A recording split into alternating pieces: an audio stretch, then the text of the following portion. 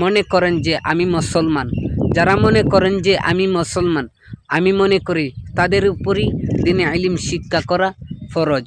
তো আমি সকল ধর্মপ্রাণ মুসলমান ভাইদেরকে দৃষ্টি আকর্ষণ করব, আপনারা নিজে এবং আপনাদের ছেলে মেয়ে সন্তানদেরকেও দিনে ইলম শিক্ষা করাবেন এবং নিজেও দিনে ইলম শিক্ষা করবেন। আসসালামু আলাইকুম রহমতুল্লাহি ওয়া বারাকাতুহু।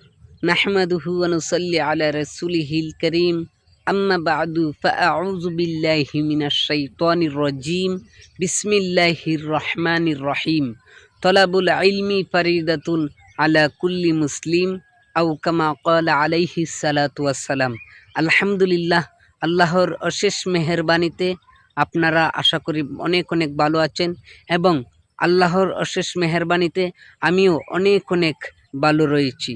তো আমি সর্বপ্রথমে আপনাদের সামনে হাদিস শরীফ তেলাওয়াত করেছি।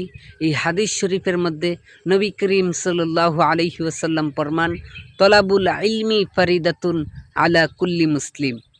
নবী করিম সাল্লাল্লাহু আলাইহি ওয়াসাল্লাম হাদিসে মুবারাকার মধ্যে ফরমান, দিনে ইলম শিক্ষা করা প্রত্যেক নরনারী মুসলমানের উপর ফরজ।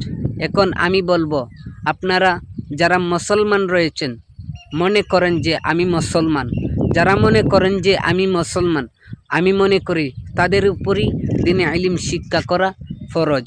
তো আমি সকল ধর্মপ্রাণ মুসলমান ভাইদেরকে দৃষ্টি আকর্ষণ করব, আপনারা নিজে এবং আপনাদের ছেলে মেয়ে সন্তানদেরকেও দিনে ইলম শিক্ষা করাবেন এবং নিজেও দিনে ইলম শিক্ষা করবেন।